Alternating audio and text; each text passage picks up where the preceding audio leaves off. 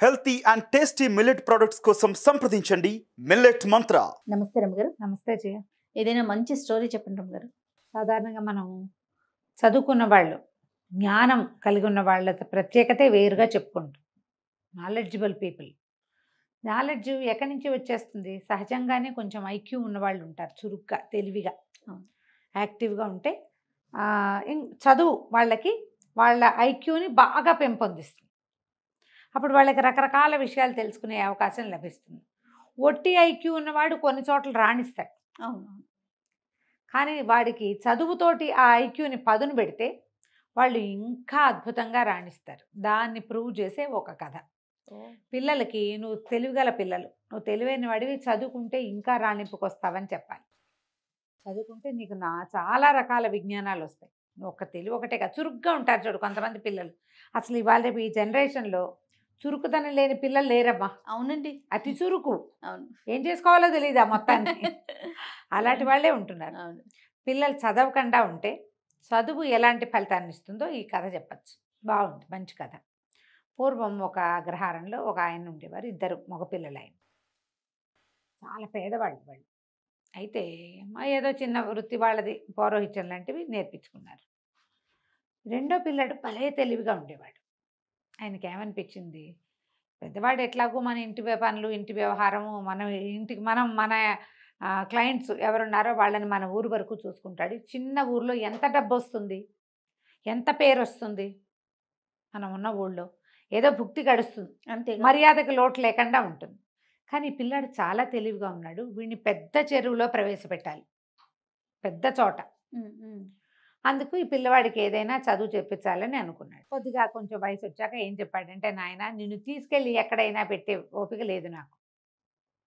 నోట్లో 4 ముక్కలు వచ్చు, దారిన పోతూ నలుగురికి 4 మంచి మాటలు చెప్తూ గురువుని వెతుక్కో, చదువుకో నువ్వు అని చెప్పాడు. ఆ కాలం ఏంటంటే ఈ పిల్లల్ని రోడ్డు మీద పంపిస్తే ఎటాగండి అని అనే కాలం కాదు. అదేలే. బ్రాహ్మణులకి భోజనం పెట్టేవాళ్ళు, అవకాశాలు లభించేవి. కొంచెం బ్రాహ్మణ గుర్రాలు వెళ్తే అయ్యగారు వంట చేసుకోండి అని సామాన్లు ఇచ్చేసేవాళ్ళు. వంట చేసి తిని 2 పూట్ల ఆ ఊళ్ళో ఆగి మళ్ళీ వెళ్ళిపోవచ్చు. అప్పుడు అసలు ఫెసిలిటీస్ కావాలన్న గోలే లేదు జయ. అవునండి. పంచలో ఒక చిన్న పంచ వరండా ఉంటే వరండాలో కాస్త పొయ్యి పెట్టుకుని, ఒక గిన్నె మట్టి కుండ ఉంటే కుండతో అన్నం వండేసుకుని, కాస్త ఒక కూర చేసుకుని, కూర అన్నం వాళ్ళు మజ్జిగ ఇస్తే మజ్జిగ పోసు తింటే ఆ రోజుకి వెళ్ళిపోయింది. రాత్రికి పాలు పళ్ళు కూడా చాలు, అంత అన్నం తినేసేవారు. పంచలో ఒక చాప పడుచుకుని పడుకుంటాము. మనకు మళ్ళీ దుప్పట్లు కావాలి, రగులు కావాలి, గోల కావాలి, ఏమీ లేవు. ఏసీలు, ఫ్యాన్లు అసలు లేవు. పిల్లోలు కూడా క్యారీ చేస్తారు తెలుసా రమ్మగారు, అదే పిల్లో మీద నిద్ర పట్టిద్దని. నా పిల్లోనే కావాలి, నా బొంతే కావాలి, మా రగ్గే కావాలి, బోల్డన్ ఉన్నాయి ఇప్పుడు. అప్పుడు జీవితాలు అట్లా ఉండేవి కాదు. ఒక విద్యార్థి 15-16 సంవత్సరాల వాడు రోడ్డు మీదకి పోయాడు ఇట్లా కట్టు బట్టలతోటి చదువుకోవటానికి. చదువుని వెతుక్కుంటూ వెళ్ళాడు. వెళ్ళగా ఒక అగ్రహారానికి చేరాడు. కాకపోతే ముందు రోజు ఎక్కడ ఆహారం లభించల. అటగే ఎక్కడో మంచినీళ్ళు చెరువులో నీళ్ళు తాగి నడుచుకుంటూ వచ్చాడు. ఈ అగ్రహారంలోకి వచ్చేసరికల్లా ఆ పూట మంచి ఎండగా ఉంది. పిల్లాడు ఎంత 16-17 ఏళ్ల వాడు. కొంచెం త్రాణ వచ్చేసింది వాడికి. దాహం వేసి సొమ్మసిల్లి పడిపోయేసరికల్లా ఏ ఇంటి వాకిట్లో అతను పడిపోయాడో ఆ ఇంట్లో ఉన్న ఆయన గురువుగారు లోపల నుంచి బయటకు వచ్చారు. ఎవరో ఒక గురువు, ఆ ఇల్లు ఆయనది. ఆయన బయటకు వచ్చి, అయ్యో ఎవరో పిల్లాడు పడిపోయాడు, మన వాళ్ళ పిల్లాడు అలానే ఉన్నాడని లేవదీసి, వీడి చెవులకు చిన్న కుట్లు ఉన్నాయి, మళ్ళీ యజ్ఞోపవీతం ఉంది, పంచధవతి బట్టలు చూస్తే కూడా తెలిసేది కదా ఆ కాలం. తీసుకొచ్చి లోపల కూర్చోబెట్టి కాసిన మంచినీళ్ళు ఇచ్చి మజ్జిగిచ్చి అన్నం పెట్టారు. పెట్టి ఏ ఊరబ్బా, ఏం గోత్రం ఏమిటి, మీరు ఏ ఊరు అని కనుక్కున్నారు. అన్ని వివరాలు చెప్పాక గురువు కోసం వెతుకుంటూ బయలుదేరానండి. 3-4 అగ్రహారాలు చూశాను, అందరూ మీ పేరే చెప్పారు, మిమ్మల్నే వెతుకుంటూ వచ్చాను. ఇక్కడికి వచ్చేసరికల్లా మీ ఇల్లు గుర్తు తెలియలా, ఈ లోపల నాకు నిద్రాన్ని వచ్చేసింది అన్నాడు. అంటే ఆయన సంతోషించి, అబ్బాయి ఇక్కడే ఉండు, నేను చదివిస్తా నిన్ను అని చెప్పి అట్టె పెట్టుకున్నారు. ఆ కాలం అలాంటిది. ఆ పిల్లాడు గురువుగారు శుశ్రూష చేస్తూ, గురువమ్మగారికి ఏవో ఆ పనులు ఈ పనులు చేసి పెడుతూ, వాళ్ళ ఇంట్లోనే అన్నం తింటూ 4-5 సంవత్సరాల పాటు చక్కగా చదువుకున్నాడు శాస్త్రజ్ఞానం అంతా. ఆయన ఏమన్నాడు, నువ్వు అన్ని విద్యలు నేర్చుకోవాలి, ఒక కోయరాజు దగ్గరికి పంపిస్తా, వాడు నీకు కొత్త విద్యలు నేర్పిస్తాడు అంటే సరేనన్నాడు. కోవిరాజు దగ్గర అక్కడ తిండు ఇతను. పళ్ళు తేనె తీసుకుంటాడు వాళ్ళ దగ్గర నుంచి, అన్నం వండుకుని తినాలి. ఓకే. ఎలాగో గురువుగారింట్లో అలవాటే, వాళ్ళ ఇంట్లో కూడా వాడికి అలవాటే పాపం అబ్బాయికి. ఏం పేరు, జయదేవుడు అబ్బాయి పేరు. అక్కడి నుంచి ఆ కోయరాజు దగ్గరికి వెళ్తే కోయరాజు బాణాలు వేయటం, కత్తులు తిప్పటంతో పాటుగా దొంగతనం చేయటం, చోర విద్య, దాంట్లో మెలకువలు కూడా నేర్పించాడు. అతని దగ్గర ఉన్న విద్యలు నేర్పమన్నారు. నేర్చుకున్నాడు. నేర్చుకున్నాక సరే స్వగ్రామానికి బయలుదేరాడు. అవన్నీ ఎక్కడో ఊళ్ళు వెళ్తుంటే సరే ఒక ఊర్లో ఆగాడు. ఆగి ఒక బ్రాహ్మణ గృహస్థింట్లో మంచినీళ్ళు భోజనం కోసం అడగడానికి పోయాడు.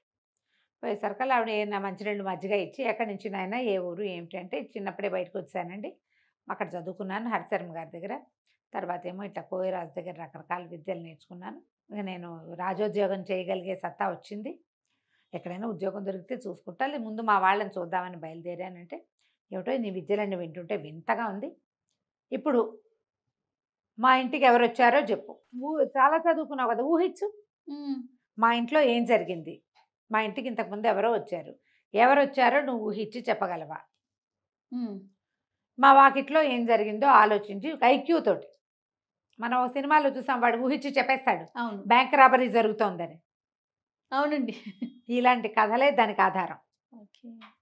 ఈ అబ్బాయి ఏం చెప్పాడంటే, బయటకు వాకిట్లోకి వెళ్ళొచ్చాడు, లోపలికి వచ్చాడు, ఇంటికి ఎవరో నలుగురు వచ్చారు, బహుశా రాజోద్యోగులు అయి ఉండొచ్చు, సైనికులు అయ్యి ఉండొచ్చు. తర్వాత ఈ రోడ్డు మీద ఒకడు నడిచి వెళ్ళాడు, వాడి నెత్తి మీద ఒక బొగ్గల బస్తా ఉంది. ఏం బస్తా? బొగ్గల బస్తా ఉంటే ఆయన ఆశ్చర్యపోయాడు. ఊరిని భలే కనిపెట్టాబోయ్, నిజంగానే మా ఇంటికి సైనికులు వచ్చారు, నలుగురు సైనికులు వచ్చారు. దేవాలయం దగ్గర ఒక మణి పోయింది, ఆ మణిని వెతుక్కుంటూ వచ్చారు, ఒక్కొక్క ఇంట్లోనూ వాళ్ళు వాకప్ చేసుకుంటూ వెళ్తున్నారు. నువ్వు భలే కనిపెట్టావు, అసలు ఆ మణి ఎట్టా పోయిందో, ఎవరి దగ్గర ఉందో నువ్వు కనిపెట్టగలవేమో, ప్రయత్నం చేయి, రాజుగారి దగ్గర నీకు ఉద్యోగం వేయించే పూచి నాది, చక్కగా మీ నాన్నని తాన్నయ్యని కూడా ఈ ఊరే తెచ్చుకోవచ్చు, ఈ ఊళ్ళో బ్రాహ్మణికానికి ఏం కొదవలేదు, మీ నాన్న అన్నయ్య వాళ్ళ పని వాళ్ళు చేసుకుంటారు, నీతోటే ఉంటారు హాయిగా, కనిపెట్టు, మణి ఎక్కడ పోయింది, ఎలా పోయింది, ఎవరు తీసుకొచ్చారు, ఎవరు తీసుకున్నారంటే సరేనన్నాడు. ఈ అబ్బాయి వెళ్ళి దిగి అక్కడి నుంచి వెళ్ళిపోయాడు, వాళ్ళ ఇంటి నుంచి బయటకు వచ్చేసాడు. ముందు దేవాలయం దాకా నడిచి వెళ్ళాడు, దేవాలయం దగ్గర నుంచి నడుచుకుంటూ వచ్చాడు. ఏ గృహస్థ అయితే ఇతనికి మంచినీళ్ళు ఇచ్చి ఉద్యోగం ఇప్పిస్తానన్నాడో వాళ్ళ ఇల్లు దాటి ఇంకా 9-10 ఇళ్ల తర్వాత ఒక కంసాలి ఇల్లు, కంసాలి ఇంటి దాకా వెళ్ళాడు. అక్కడి నుంచి కంసాలి ఇంట్లోకి వెళ్ళాడు, లోపలికి వెళ్ళి బంగారము ఈ రోజుల్లో రేట్ ఎంత ఉంది, ఏదైనా వస్తువు చేయడానికి అతను ఎంత తీసుకుంటాడు, ఇవన్నీ మాట్లాడుకున్నాడు. కాసేపు మాట్లాడుకున్నాక మళ్ళీ బ్రాహ్మణుడి ఇంటికి వచ్చేసాడు. వస్తువు దొరికేస్తుందండి, నా భోజనం పెట్టించండి, నేను రాజోద్యోగులను తీసుకెళ్తానన్నాడు. నేను ఆశ్చర్యపోయాడు. భోజనం పెట్టారు, భోజనం వేళ అయినప్పుడు తినాలి కదా, మరి అన్నం తినేశాక మీరు రాజోద్యోగులను పిలిపించండి, సైనికుల్ని, దొంగ దొరికాడు మనకన్నాడు. అనేసరికి సరే 4 సైనికుల్ని గుడి దగ్గర ఉన్న వాళ్ళని కేకేసుకురమ్మని కుర్రాన్ని పంపించాడు. ఆయన పాలేరు వెళ్ళి సైనికుల్ని పిలిచాడు. మా అయ్యగారు ఏదో చెప్తామని రమ్మన్నారంటే 4 సైనికులు వచ్చారు. వస్తే వాళ్ళు మాట్లాడుకున్నారు. జయదేవుడు అన్నాడు, దీని తర్వాత 9 ఏళ్ళ తర్వాత కంసాలి ఇల్లు ఉంది కదా, కంసాలేనండి దొంగ అన్నాడు. ఈ రాజోద్యోగులు వీళ్ళు సైనికులు అన్నారు, అటగాదు బాబు, అందరి ఇల్లు సోదా చేసాం, ఇప్పుడు నువ్వున్న ఇల్లు సోదా చేసినట్టే కంసాలి ఇల్లు కూడా సోదా చేసాము, వాళ్ళ ఇంట్లో ఎక్కడా కనపడలేదు, అన్ని పెట్లు గిట్లు అన్నీ చూసాం అనేసరికి నాతో పదండి నేను చూపిస్తా అన్నాడు. ఈ బ్రాహ్మణ ఏ ఇల్లు అయితే ఆశ్రయం ఇచ్చారు ఇంట్లో వాళ్ళు కూడా బయలుదేరారు. సరే అందరూ కలిసి లోపలికి వెళ్ళారు. అతను అన్నాడు, అదేంటండి మా ఇల్లు సోదా చేశారు కదా, నేను అటువంటి వాడిని కాను, అలాంటి వాడిని కాను నేను అనేసరికి ఇతను అన్నాడు, ఈ కంసాళ్ళు వీళ్ళ పద్ధతి ఏంటంటే పెట్టెల్లో బేడల్లో బంగారాన్ని కానీ వస్తువులు కానీ దాచరు, వీళ్ళు దొరికేస్తాయని. ఇప్పుడు కంసాల ఇంట్లో ఎప్పుడు బంగారం ఉంటుంది, దొంగలు పడరు.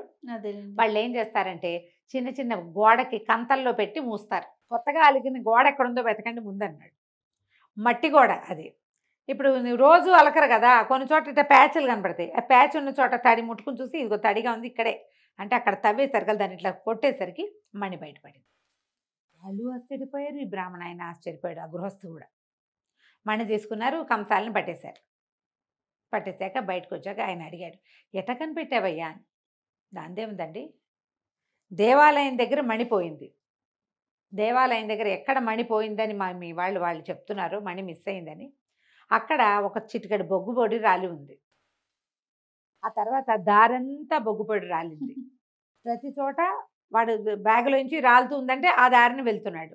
తర్వాత ఎక్కడైతే బొగ్గుపడి రాలి ఉందో అక్కడ అడుగులు నిదానంగా వేసినట్టు, మధ్యలో ఒక్క అడుగు వెనక్కి వేసినట్టు కనపడుతుంది. తను ఎవరైనా వెంబడిస్తున్నారేమోనని వెనక్కి తిరిగి చూశాడు ఆ బొగ్గులు బస్తా పట్టుకున్నవాడు. నేను కంసాల వాళ్ళ ఇంట్లోకి వెళ్ళినప్పుడు వాళ్ళ వాకిట్లోకి, ఇప్పుడు రోడ్డు మీద కాకుండా వాళ్ళ వాకిట్లో కూడా బొగ్గుపడి వెళ్ళింది. వాళ్ళ ఇల్లంతా పరిశీలిస్తే ఒక మూల బొగ్గుల బస్తా కనపడింది. ఖచ్చితంగా అతను తెచ్చి ఉండాలి. అతను ఏం చేశాడు, మణి ఎక్కడ దొరికింది. దొరకగానే మణి చేత్తో పుచ్చుకొచ్చినా జేబులో వేసుకొచ్చినా అంతది తెలిసిపోతుంది. అందుకని ఏం చేశాడు, ఒక బొగ్గుల బస్తా కొనుక్కొచ్చుకొని అక్కడ పెట్టి బొగ్గుల బస్తాలో దాన్ని వేసేసాడు.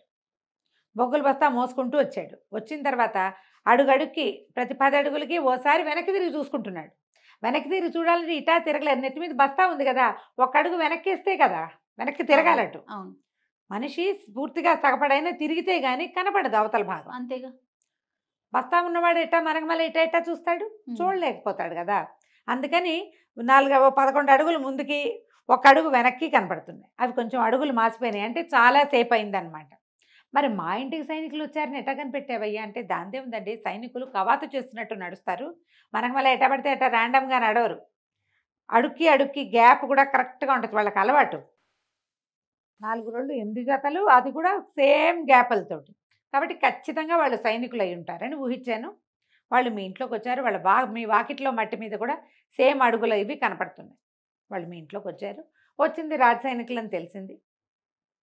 వీళ్ళకంటే ముందే అతను వెళ్ళిపోయాడు సైనికుల కంటే. ఎందుకంటే అతని అడుగులు మీ వాకిట్లో చెరిగిపోయినాయి, ముందే వెళ్ళి దాచేసుకున్నాడు. కంసాలు కాబట్టి ఖచ్చితంగా బంగారాన్ని పూడ్చినట్టుగానే దీన్ని పూడ్చిపెట్టాడు. ఆ బస్తా ఎక్కడికి వెళ్ళిందో అక్కడే మణి ఉంటుందని నేను ఊహించాను. వాళ్ళ ఇంట్లోకి వెళ్ళినప్పుడు అంతా పరిశీలించి తెలుసుకున్నాను అన్నాడు. ఆయన చాలా ఆశ్చర్యపడి, ఎంత బ్రెయిను, వీడికి ఎంత విజ్ఞానం ఉండాలి. అంతే కదా. ఒట్టి ఐక్యూ ఉంటే సరిపోతుందా? తెలివి ఒకటే కాదు, జ్ఞానం కూడా కావాలి. ఆ జ్ఞానం వీడికి చదువు వల్ల పెరిగింది. ఆయన రాజుగారి దగ్గరికి తను తీసుకెళ్ళాడు జయదేవుని. మాకు తెలిసిన వాళ్ళ అబ్బాయి, వీడు చాలా తెలివైన వాడు, హరిశర్మ గారి దగ్గర చదువుకున్నాడు, తనకి రాని విద్య లేదు, మీ దగ్గర మంత్రిగా ఉంచుకోండి అని చెప్పి రాజుగారికి సిఫారసు చేసి జయదేవుణ్ణి మంత్రం చేశారు. తర్వాత వాళ్ళ అన్నయ్యని వాళ్ళని తెచ్చుకున్నాడు. నిజంగానే ఆ మణి చక్కగా ఎలా పోయిందో అలాగే 3-4 గంటల వ్యవధిలో చక్కగా దొరికేసింది. కథ కంచికి మనం ఇంటికి. చాలా బాగుంది రమ్మగారు. నమస్తే. నమస్తే.